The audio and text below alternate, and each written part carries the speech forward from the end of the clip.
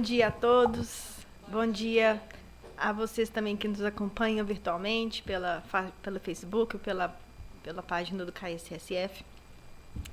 É muito bom estar aqui, né, nessa manhã de sábado e para trazer esse tema que eu através, né, das semanas, dos dias, das palestras, dos estudos que nós vamos fazendo e aí me vem uma reflexão, né, nessa conturbação toda do que nós todos estamos vivendo nessa época de pandemia, nessa época de tanta divergência, de tanta divisão, né, de tantos acontecimentos. E aí me veio, né, estava escutando a palestra da Claudinha semana passada, durante essa semana também a palestra sobre a família, a Sandra deu aquele estudo maravilhoso na quinta-feira, sobre a inspiração de Pedro, e aí, assim, sabe, então, tudo isso vem, assim, crescendo no meu coração, essa necessidade de falar um pouco sobre a fé, porque essa fé que a gente tanto busca, que a gente tanto tenta se concentrar nela, aquilo que a gente vem caminhando, aquilo que a gente vem adquirindo através, né, das nossas encarnações, através da evolução, e a questão do divino e do humano, acho que hoje, mais que nunca, está em evidência. Porque o que é uma fé divina, o que é uma fé humana e o que é o conjunto das duas. E quando eu li esse texto, né, do Evangelho segundo o Espiritismo, fazendo uns estudos, aí na hora que eu vi a conjunção dos dois, né, no texto que traz no final, que esse texto específico nas instruções dos Espíritos, quando esse Espírito ele dá essa instrução de que a fé humana, ela é divina, mas mesmo assim, mesmo ela sendo a combinação, ela tem uma peculiaridade entre as duas, eu achei assim fantástico.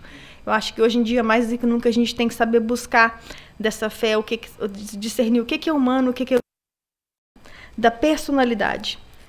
Conseguir a fé é alcançar a possibilidade de não mais dizer eu creio, mas afirmar eu sei, com todos os valores da razão, tocadas pela luz do sentimento. Essa fé não pode estagnar em nenhuma circunstância da vida e sabe trabalhar sempre, identificando a amplitude de sua iluminação, pela dor ou pela responsabilidade, pelo esforço e do dever cumprido, traduzindo a certeza na assistência de Deus, que exprime a confiança, que sabe enfrentar todas as lutas e problemas com a luz divina no coração e significa a humildade redentora que edifica no íntimo do espírito a disposição sincera do discípulo, relativamente à frase face no escravo à vontade do Senhor. Eu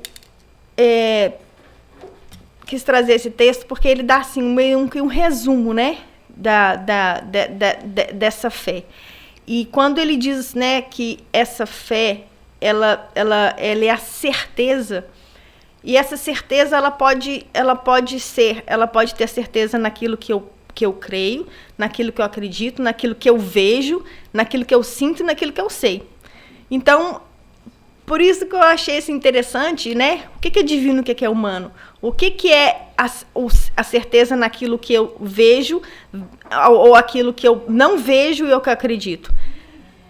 E tudo é uma questão da nossa própria responsabilidade e no caminho da evolução e naquilo que nós conseguimos absorver daquilo que nos é ensinado. Então, quando ele fala, né, que a gente não precisa mais dizer eu creio, mas afirmar que eu sei, é porque esse eu sei, ele já está dentro de nós, que já vem da nossa criação em Deus, que Deus colocou nele a nossa luz. Então, essa afirmação, ela vem lá desde o princípio inteligente. Porque se Deus colocou em nós essa certeza que nós somos a luz, que nós vamos caminhar para ela, uma hora nós vamos parar de falar eu creio para falar assim, não, eu sei. Eu tenho a certeza de que este é o meu destino e para lá que eu estou caminhando. Então, eu trouxe também, eu busquei assim um pouco na teologia Eu quis trazer assim de vários aspectos, porque o espiritismo, ele tem um tripé, ele é um tripé, né? Filosofia, ciência e religião. Então, se a gente não ficar, não trouxer um balanço, a gente só ficar na fase da religião, ou só se ficar na filosofia, ou só ficar na ciência, nós não vamos ter esse equilíbrio. E eu acho que esse equilíbrio que hoje em dia falta em nós, no mundo como um todo. Agora eu não estou falando especificamente da fé. Eu estou falando buscar um meio termo, buscar assim, um balanço. E é esse balanço que eu acho que no espiritismo que traz, acho que até essa não só a consciência, mas assim, é como se fosse assim um sossego, porque nós sabemos em que nós estamos firmados, certo? Se uma cadeira ela tem quatro pés e tá faltando só um, você não vai sentar nela, porque senão se sentar nela você vai cair. Então, se tem esse tripé, se tem essa base, se tem essa concentração, nós temos que nos balancear, nós temos que ver um pouco de todos os lados. Então, por isso que eu busquei um pouco na teologia o que seria essa fé humana. Então, essa fé humana, ou a fé histórica, né, como eu encontrei nesse específico aqui desse teólogo, ele fala assim, que a fé humana, ela é pura e simples apreensão da verdade, vazia de qualquer propósito moral ou espiritual. O nome não implica que ela abrange somente fatos e eventos históricos, com exclusão das verdades morais e espirituais, nem tampouco que se baseie no testemunho da história, pois ela pode se referir a fatos ou eventos contemporâneos. Ela expressa a mais alta ideia de que a fé aceita as verdades da Escritura como uma pessoa que poderia aceitar um relato histórico na qual ela não é interessada pessoalmente. Essa fé, ela pode ser resultado de uma tradição, de uma educação, de opinião pública, do discernimento da grandeza da escritura, e pode ser muito ortodoxa, escriturística, mas ela não está arraigada no coração. Então, eu achei fantástico essa questão da fé humana, porque a fé humana, ela tem assim um pouco a ver de tipo assim, nas escrituras, né, lá quando Jacó lhe falava, né, mas se Deus me abençoar, se Deus prover o meu sustento, se Deus prover o que eu puder vestir, se Ele prover a terra que eu vou viver, aí falarei que Ele é meu Deus. Quer dizer, Ele está colocando uma condição para ele acreditar. Por quê? Porque ele está no humano, ele está no imediato, ele está vendo naquilo que são as possibilidades que aquela fé pode acarretar para ele. Então, quer dizer, ele vai sempre ter uma condição. Se Deus fizer isso, se Deus fizer aquilo, se Ele me der o carro, se Ele me der a casa, se Ele me der a saúde, se Ele me der o filho, se Ele me der o emprego. Então, é sempre o se. É sempre aquela coisa assim de que se. Então, esse tipo de fé não é que ela é errada ou que é certa, porque eu acho que não tem essa coisa assim de que é fé pouca, é fé muito, é errado, é certo. É só mesmo uma colocação para que todos podemos entender aquilo que nós cremos. Se você é uma pessoa mais materialista e que crê e que você fala, não, eu vou conseguir, eu vou querer aquele emprego, eu vou estar através daquele trabalho, eu quero aquele carro, eu quero aquela casa, eventualmente, você vai colocar todas as suas energias, você vai apostar todas as suas fichas e você vai alcançar aquilo que você quer. Porque você tem fé naquilo, você tem fé em você mesmo, você tem autoconfiança. E isso de tudo, ele não é ruim, mas não podemos afirmar 100% que seria uma fé que está ligado ao espiritual. E quando essa fé, que nós poderíamos falar até um pouco, né, podemos colocar num conjunto, ela se iguala na religião da fé cega, quando você vai e você não questiona, ou você simplesmente acredita porque alguém falou, né, porque está falando aqui, né, nos fatos, ou eventos, ou naquilo que está acontecendo, aí você vive essa fé sem com o propósito simplesmente de crer, mas não sabe no que crer. Creio porque alguém falou, creio porque ouvi falar, ou creio porque eu nasci assim nessa escola religiosa, e meu pai nasceu assim nessa escola religiosa, eu também tenho que cumprir a missão, porque é para isso que eu vim. Porque crer naquilo, crer em si algo que vem de tradições. Então essa é a fé humana. Mas essa fé humana, como o texto coloca aqui, como a Ana falou, né, um pouco antes, ela é importante por quê? Porque sem essa autoconfiança, sem você saber quem você é, sem você acreditar que você pode, você também não tem como alcançar aquela fé no mais elevada, que no caso seria a fé divina. Porque a fé humana, ela tem muito a ver com o nosso potencial, com aquilo que nós podemos realizar, certo? Um exemplo muito, muito grande dessa potencialização da fé que nós temos, né, no caso humana, né, seria a questão do magnetismo. Né? O magnetismo, quando você consegue entender que você, com as suas energias salutares, você consegue, né, manipular aquilo que está ao seu alcance para aquela pessoa, para que você aconteça. Um exemplo. Você pode, com a sua mente, tem pessoas que conseguem, com a mente, mover objetos, tem gente que consegue entortar garfo, tem gente que consegue fazer algo no físico, entende o que eu estou dizendo? Eu não estou falando que é de tudo ruim, é só uma explicação, porque às vezes a pessoa fala assim, acha que tudo é sobrenatural, e não é, isso é nosso. Isso vem de nós. Isso não é nada mais, nada menos do que uma faculdade nossa que já é existente. Então, por isso que eu achei importante a gente esclarecer essa fé humana, porque não é de tudo uma coisa negativa. Ela é necessária para que, no nosso caminho e na nossa evolução, nós possamos entender que a função do humano e do divino é aquilo que Deus colocou em nós, porque nem todos somos humanos, só de tudo humano ou só divino. É uma combinação, é uma conjunção dos dois. Por isso que eu quis trazer um pouco dessa questão da fé humana. Então, agora eu trouxe aqui, no Evangelho segundo o Espiritismo, eu trouxe, né, a explicação da teologia, mas o Evangelho segundo o Espiritismo, ele nos explica claramente a respeito dessa fé humana. Aí ele diz assim, que no homem a fé é um sentimento inato dos seus destinos futuros. É a consciência que ele tem das faculdades imensas depositadas no seu íntimo, depositadas em germe no seu íntimo, a princípio e em estado latente, que lhe cumpre fazer e que desabrochem e crescem em ação da sua vontade. A fé humana ou divina, conforme o homem aplica suas faculdades à satisfação das necessidades terrenas ou das aspirações celestiais e futuras. O homem de gênio que se lança à realização de um grande empreendimento triunfa, se tem fé, porque sente em si que há de chegar ao fim combinado. Certeza que lhe faculta imensa força. O homem de bem, que crente no seu futuro celeste, deseja encher as belas e nobres ações da sua existência, anure na fé a certeza da felicidade que o espera, a força necessária, e ainda se operam milagres de caridade, de devotamento e de abnegação. Enfim, com a fé não há maus pendores que não se cheguem a vencer.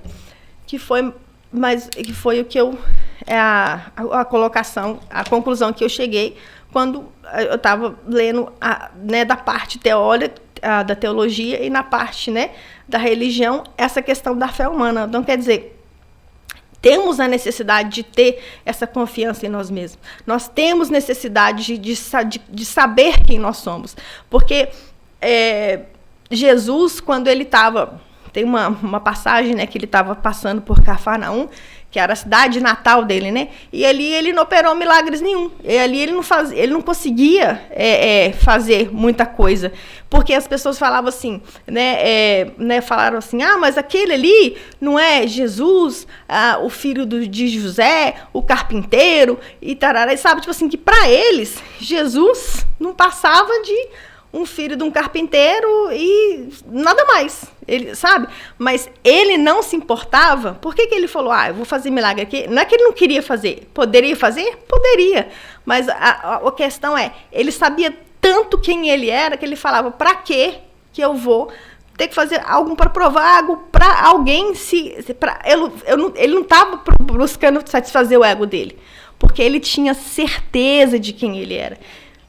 Exatamente. Não tinha ego, exatamente. Porque quando você tem essa certeza, pode falar, pode xingar, pode espernear, pode fazer o que você... Você sabe o que você quer, você sabe quem você é. E essa certeza absoluta, você imagina se Jesus tem uma crise de identidade e fala, nossa, mas é mesmo, eu sou o filho daquele...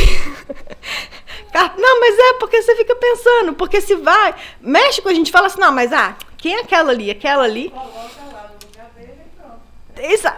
Entende? É aquela coisa. Assim, imagine se Jesus tem uma crise não, mas será mesmo que eu sou só esse daí que eles estão falando que eu sou?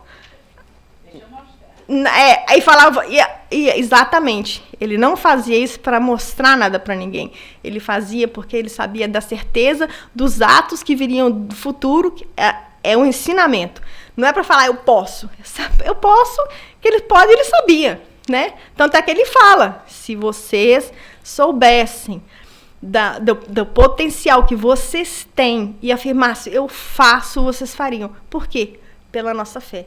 Porque aí é que vem a conjunção da fé divina e da fé humana. É a certeza em nós, certo? Nós temos que saber quem nós somos, mas depois tem que entender que sem Deus não fazemos nada. Por isso que é a conjunção do humano e do divino. Eu achei assim muito interessante, né? E através desses fenômenos, né, que como eu mencionei, que é a questão do magnetismo, que como nós podemos fazer, né, a manipulação, aprendemos, né, que esses fenômenos, alguns, eles não são totalmente milagrosos. Quando a gente fala milagrosos, que a gente pensa assim, é milagre. Por que milagre? Porque é impossível você pegar e mover aquela cadeira com seu pensamento. Não é possível, não é impossível. É possível porque eu aprendi através do que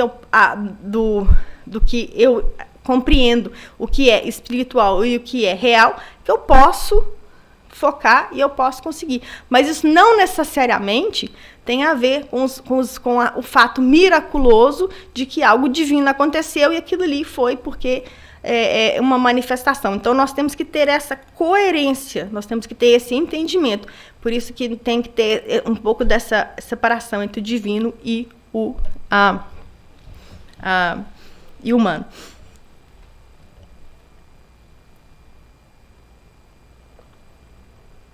Minha garganta está um pouco seca, eu estava com uma tosse essa semana, eu acho que minha voz ainda está um pouco ríspida.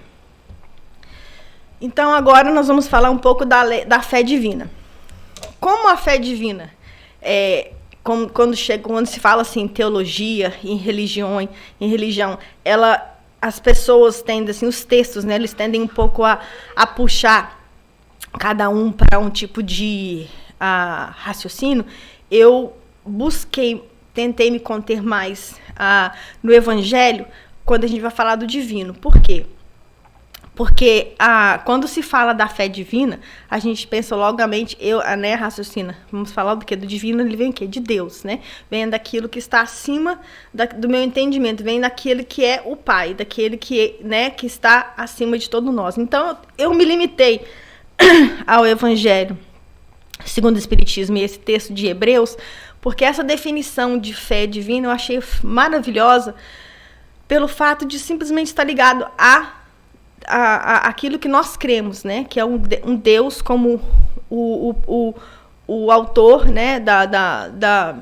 da nossa vida, aquele como criador, aquele como Pai amoroso, aquilo que está em todos nós. Então eu trouxe aqui primeiro a definição de fé divina em Hebreus, na carta de Paulo a Hebreus, né, no capítulo 11, do 1 ao 3, que ele fala assim: ora, a fé é o firme fundamento das coisas que se esperam e é a prova das coisas que não vê, porque os antigos alcançaram o testemunho. É pela fé que entendemos os mundos pela palavra de Deus foram criados, e de maneira que aquilo que se vê não foi feito do que é aparente. Aí eu fiquei pensando no nosso reflexo no espelho, né? Quando a gente olha para o espelho, nós vemos uma imagem, né? Você vê a sua imagem, ou dependendo se você está dirigindo, você olha no espelho para ver os carros ao seu redor, quer dizer, você está buscando algo para você ter uma noção, para você ter um norte. Você está olhando para algo para que está refletindo. Mas, geralmente, aquilo que está sendo refletido, a imagem ela pode estar um pouco distorcida, porque tem espelhos que eles, né, dependendo, eles põem, né, a pessoa que gosta de ser magrinha, ela olha no espelho assim e fala, nossa, mas eu tô gorda. Não é verdade? É a distorção da imagem, certo? E quando a gente está dirigindo, a maioria dos carros, né, se você olha para o retrovisor, ele fala assim, ó, cuidado, os objetos eles podem estar mais perto, quer dizer, a percepção que ele está te dando, ela não é de toda real.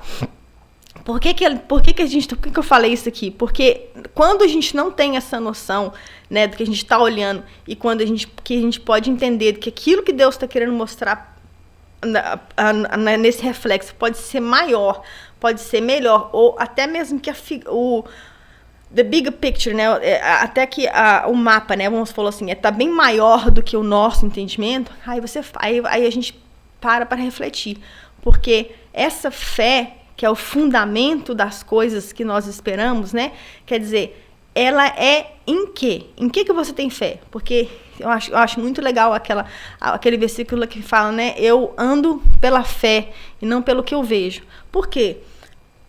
Por que ele fala isso? Porque se eu for parar para olhar, se eu for parar para poder olhar e crer em tudo aquilo que eu estou vendo, aí às vezes aí você se abala. Se Jesus fosse olhar para a cruz só como martírio, como morte, como fim, aí o ensinamento da gente não ia estar, nós hoje não estaríamos aqui. Porque é o que você vê, né? É o que você, não é o que você vê, é o que você sabe. Quando ele estava caminhando para o martírio, para a morte, né, ou para a crucificação, quando ele olhava para o destino dele, ele já sabia. Ele entendia, por isso que ele caminhou, entende? Porque a fé, né, era tanta, a certeza era tanta na ressurreição e aonde que ele estaria, que aquilo por o que ele teria que passar, não é que não incomodava, porque na verdade ele estava aqui, ele veio, é fato, é real, quer dizer, você já imaginou o que é que você olhar para uma cruz, sabia, eu vou ser pregado ali? Eu acho que muitos de nós, acho que nem esse pensamento, acho que nem cabe, né, no nosso conceito. Mas o dele, por quê? Porque esse é o ensinamento. Olhando para a cruz, olhando para o destino, eu vou ver aquilo que ninguém vê, porque eu quero mostrar que através da fé é que eu vou conseguir alcançar o meu objetivo. Então isso é muito profundo, isso é muito... o peso dessa frase é muito uma reflexão muito profunda conosco. E continuando aqui então, quando ele fala assim, né? Aqui esse já é no Evangelho segundo o Espiritismo, no item 12, ele fala assim, ó, até o presente, a fé ela não foi compreendida, senão pelo lado religioso, porque o Cristo o exalçou como poderosa alavanca e porque tem considerado apenas o chefe de uma religião. Entretanto, o Cristo, que operou milagres materiais, mostrou esses milagres, mesmo que o homem, quando tem fé, isto é, a vontade de querer, a certeza de que essa vontade pode obter essa satisfação. Aí vem aquela frase que Jesus fala, né, que é tão famosa, né, quando ele fala lá em Mateus 17, que ele fala assim, que os apóstolos, né, falam para ele, mas mestre, por que nós não conseguimos, né, expulsar os demônios dessa mulher e você chegou aqui em 2 segundos, né, tipo assim, 2 palitos, pum, você fez? Aí ele responde, porque por causa da incredulidade. Pois, em verdade, vos digo, se tivesses fé de um tamanho do grão de mostarda, direis essa montanha, transporta-te dali, e ela se transportaria, e nada seria impossível. Eu acho importante a gente só dar uma pausa aqui, para a gente lembrar das colocações, que quando a gente fala, né, nos textos bíblicos, ou até nas interações dos livros que a gente lê, aprende, quando fala de Jesus, das interações, daquilo que ele falou, nós temos que lembrar que qual que foi o fato? O fato foi que Jesus esteve aqui, que Jesus ele é real, ele caminhou, ele teve os apóstolos, ele teve os seguidores, ele operou milagres, ele fez tudo o que ele fez. Agora, como que essas interações elas aconteceram, como que foi dito, como que aconteceu, como foi o contexto, esses contextos eles são colocados de maneira que nós hoje podemos assimilar para termos um aprendizado. Então, quando ele fala das montanhas, que ele fala assim, essa montanha vai mover, se você falar para aquele monte, né, se você tiver fé e falar aquele monte move daqui para cá, ele não está falando literalmente que a montanha de pedra ela vai sair dali e ela vai mover do lugar. Não é isso que ele está querendo dizer. Essas montanhas, até mesmo pela tradução ou pelo o contexto, né, de como que aquilo foi colocado, quando ele fala dessas montanhas que nós podemos mover, a principal que eu penso é da incredibilidade. Porque a partir do momento que você crê, aí você já moveu uma montanha, porque você já tirou aquele obstáculo, né? Que ali para você é um gigante, você já derrubou ele. Você já deu o primeiro passo, que é crer. Então, quando a gente dá o primeiro passo, que é crer, e aí depois a gente compreende, a gente entende, aí a gente pode afirmar, eu sei. Por isso que ele fala com os apóstolos, vocês não têm fé, vocês andam comigo, vocês sabem o que eu faço, vocês veem e vocês não acreditam. Mas eu fiquei analisando depois, porque fui ler uns outros textos, umas outras leituras que eu fiz adjacentes que eu estava fazendo a palestra, e um outro texto que eu li, eu percebi uma coisa, que quando Jesus, tudo que ele fazia, todas as interações que ele tinha uma atitude primeiro, ele fazia com amor. Então, se você chega para uma pessoa que está obsediada, endemoniada, seja ela como você queira fazer, você pode chegar ali com a Bíblia, com a cruz, com o que você quiser, e chegar e falar assim, vai, sai, dá! Pode até sair, mas volta. E volta pior. Mas quando você faz aquilo que você sabe, aquilo que você conhece, aquilo que você entende, você faz com amor, você coloca ali a intenção. O que Jesus faria nesse momento? Ele faria o quê? Ele colocaria o quê primeiro? Amor. Quando ele se aproxima da mulher que está lá endemoniada, ele olha para ela com candura, e ele não vê ali aquele demônio que está todo mundo ali assustado, ou aquela pessoa que está se torcendo, seja lá como que cada um queira colocar na mente. Ele chega ali, ele vê o espírito imortal, ele vê a pessoa, ele não vê como nós vemos. Eu acho que é essa que seria a nossa mudança de paradigma, é como eu vou olhar o outro. A quem que eu estou vendo? Eu estou vendo só a cadeira, ou eu estou vendo quem está sentado na cadeira? Eu estou olhando o meu irmão, ou eu estou olhando aquele espírito imortal, sofredor, que está ali precisando da minha ajuda? Qual seria a minha aproximação? Acho que é esse o fator que mais pesa na questão da fé. É você acreditar, mas você entender, e você fazer, mas você fazer porque você ama.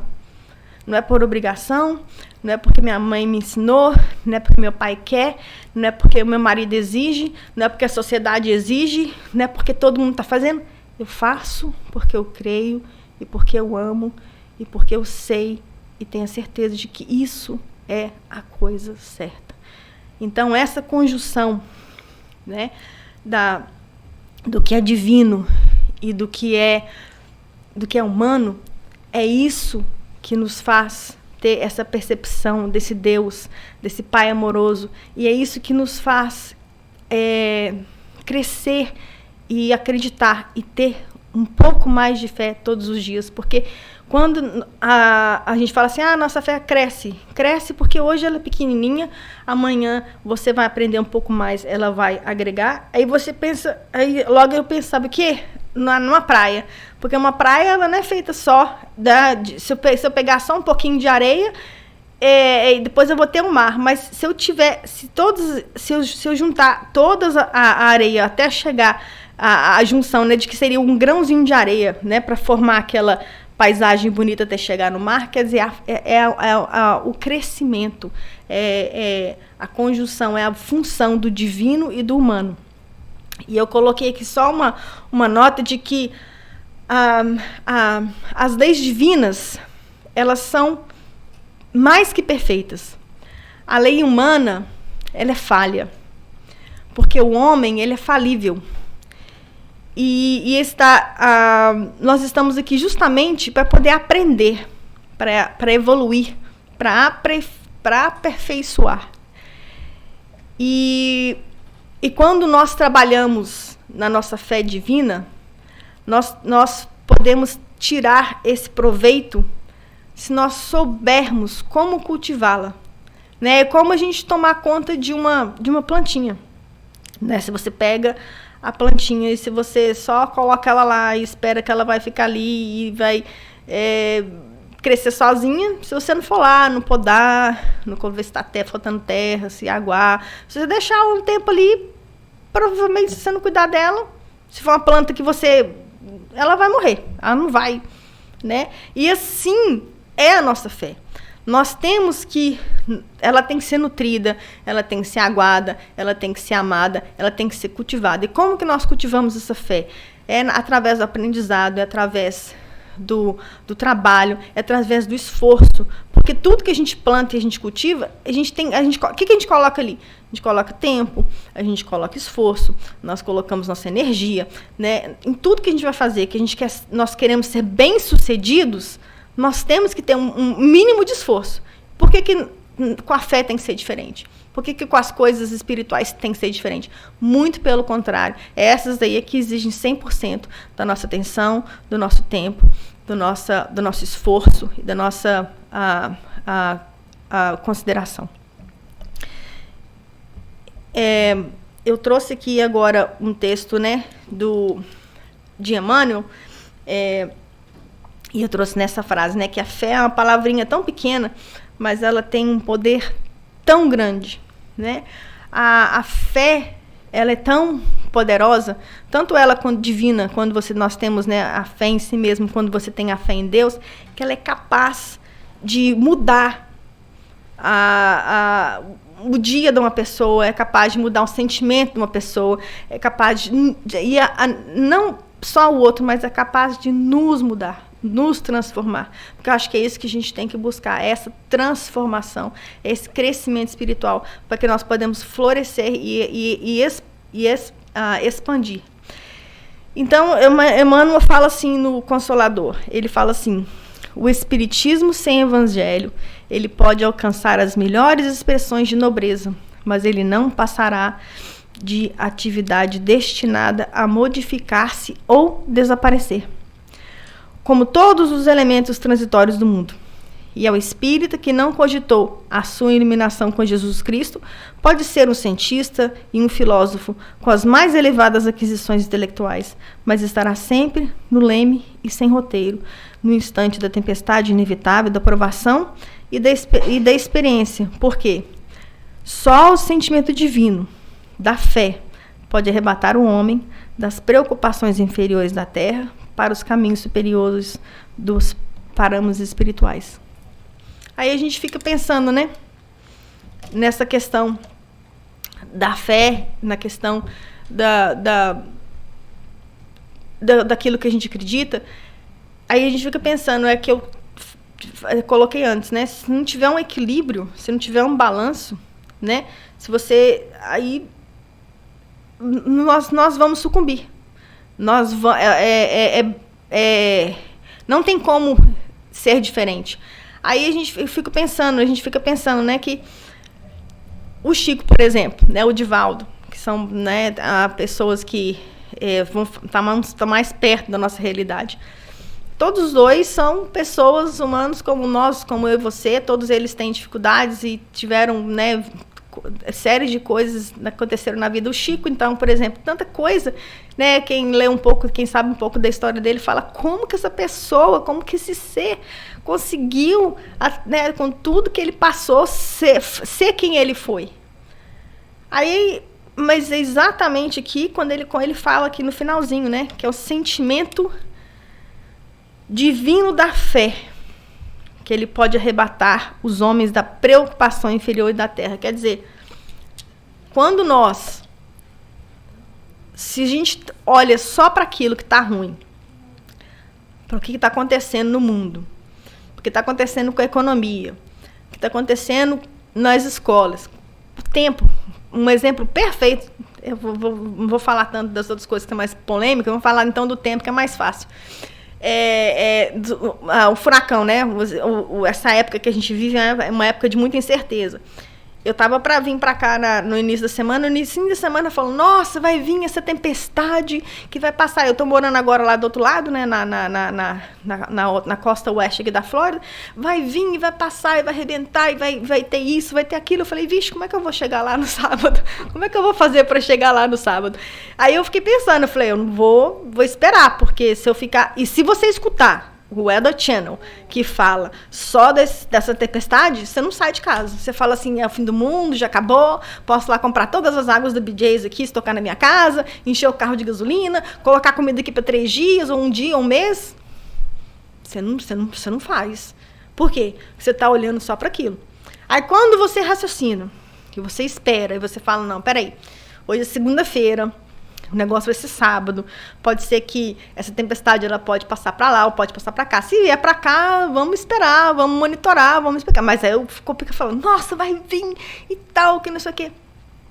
Graças a Deus, a tempestade passou, ela está indo lá para o meio do mar, né? Não vai pegar ninguém, graças a Deus, está indo lá vai até levar um pouquinho dos peixinhos mortos que está lá na outra costa, lá para o meio do mar. Vai até ajudar um pouco no problema. Então, quer dizer, se a gente for olhar, focar só no negativo, só naquilo que está ruim, só naquilo que está péssimo, só naquilo que está né, o que nós escolhemos, nós não vamos viver.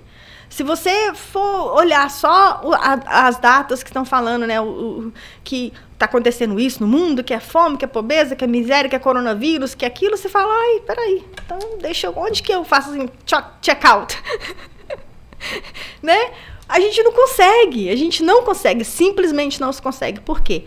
Porque nós temos que ter esse balanço, nós temos que ter esse equilíbrio, nós temos que buscar este equilíbrio, né? Nós temos que estar assim nessa conjunção, nessa intenção de caminhar sempre, de estar sempre buscando, de estar sempre olhando pro lado positivo. Mas também não adianta também você querer só olhar o lado positivo e viver no mundo da lua, achar que tá tudo bem quando não tá. Por isso que nós temos que buscar o balanço. Por isso que tem que falar assim: ok, vou raciocinar, eu vou pensar, aí eu vou buscar minha informação e eu vou saber naquilo que eu vou querer, em aquilo que eu vou acreditar. Então, quando ele fala assim, né? O que que eu achei mais interessante nesse estudo que eu fiz, né? Eu já tinha lido isso, acho que já é a 4ª vez que eu já tinha passado o olho nesse capítulo.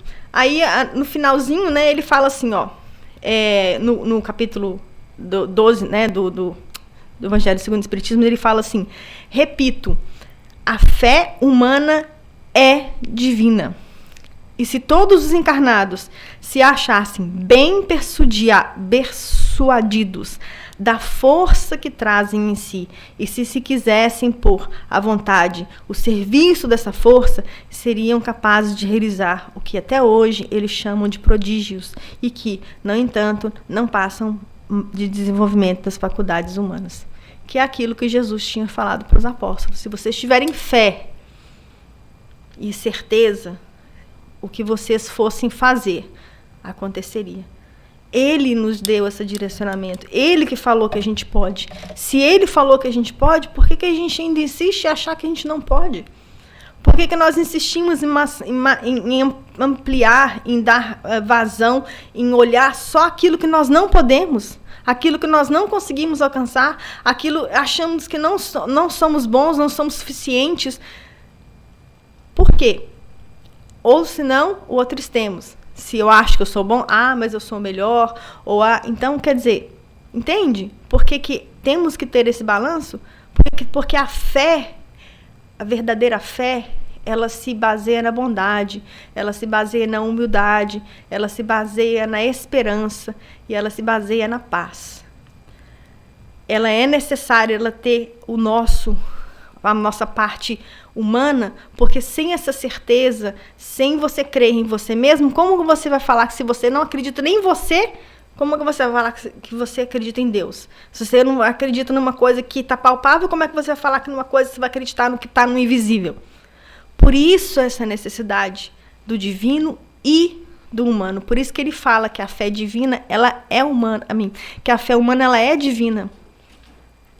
Por quê? Porque quando usada, como diz aqui, né? Como é que fala? É mediunidade com Jesus, né? A Marisa gosta muito de falar isso. Por que a gente tem que falar? Por que usa essa expressão? Porque não sou eu, Adriana, que tem a faculdade mediúnica, que vai realizar tudo sozinha. Porque aí eu estou fazendo o quê? Humanimismo. Eu estou fazendo o quê? Eu estou usando das minhas faculdades humanas e racionais que eu sei que eu posso. Mas quando eu junto aquilo que está no espiritual, aquilo que está naquilo que eu não vejo, eu sei quem está trabalhando comigo e por mim, aí já muda de figura. Porque não sou eu que posso, porque eu sou a melhor, porque eu sou a bambambam. Não, eu não sou. Eu sou sim. Tenho valor, tenho esforço, tenho trabalho, tenho a consciência. Mas quem me deu essa consciência, quem me deu essa vontade de trabalhar e quem colocou em mim a semente divina, não fui eu que coloquei. Eu trabalhei para isso. Eu estou andando para isso. Mas quem é que está fazendo isso comigo? Eu estou sozinha? Não estou. Então, essa consciência, essa junção do divino e do humano, que nos fazem caminhar nessa fé maravilhosa, né? Fazem a gente tentar querer progredir a cada dia mais, querer buscar a cada dia mais, querer alcançar a cada dia mais, né? Então, ainda no Evangelho segundo o Espiritismo, ele diz assim, né? Que a inspiração divina, a fé desperta todos os instintos nobres que encaminham o homem para o bem. É a base da regeneração. Preciso pois, que essa base seja forte e durável, porquanto, se a mais ligeira dúvida a abalar, que será o edifício que sobre ela construíres. Levantais conseguintemente esse edifício sobre alicerces inamovíveis. Seja mais forte a vossa fé do que os vossos sofismas e a zombaria dos incrédulos, visto que a fé não afronta o ridículo dos homens, não é fé verdadeira. Eu achei assim, isso tá, né? Isso é José, o espírito protetor. Ele está nas instruções dos espíritos, no mesmo capítulo. Por que ele diz isso? Por que a gente nós não podemos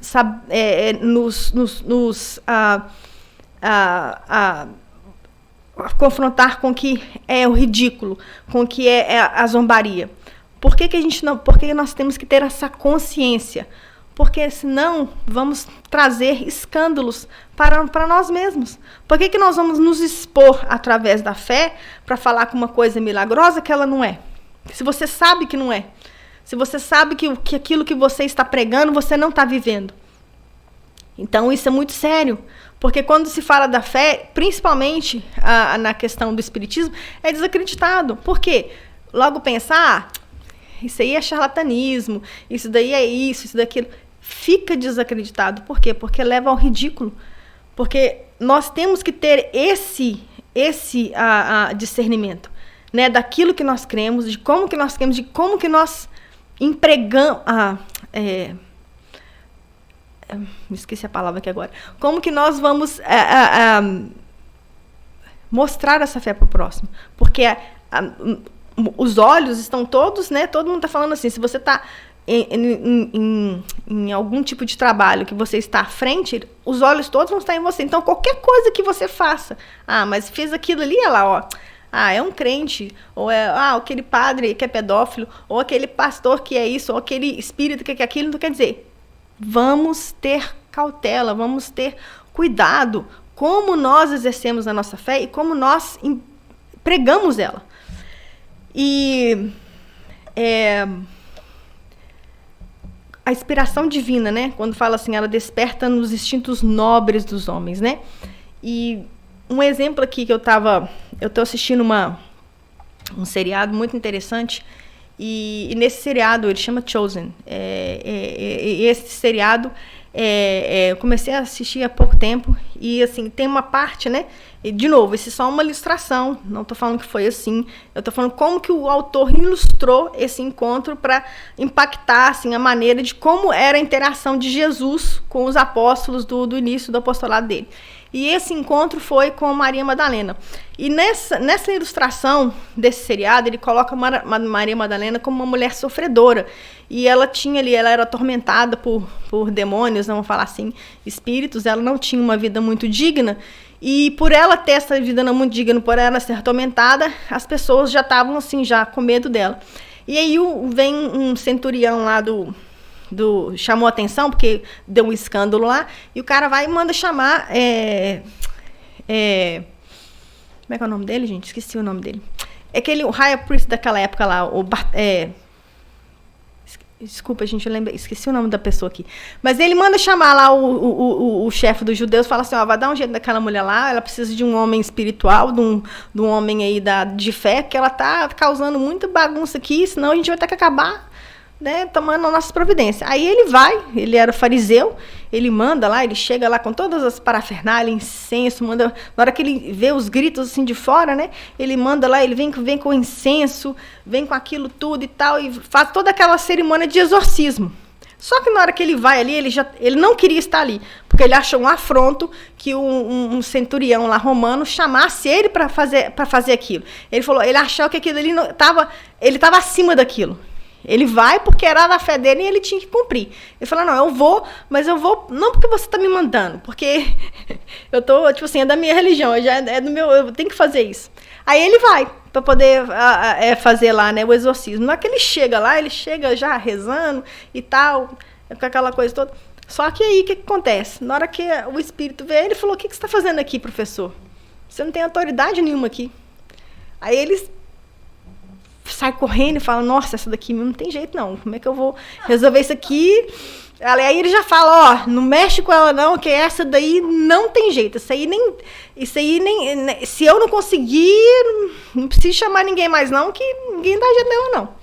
Aí ela fica sabendo, né, ela fala assim, aí ela começa a acreditar, fala, não, realmente não tem jeito pra mim, já tá ficando todo mundo com medo de mim e tudo, aquela coisa toda que acontece.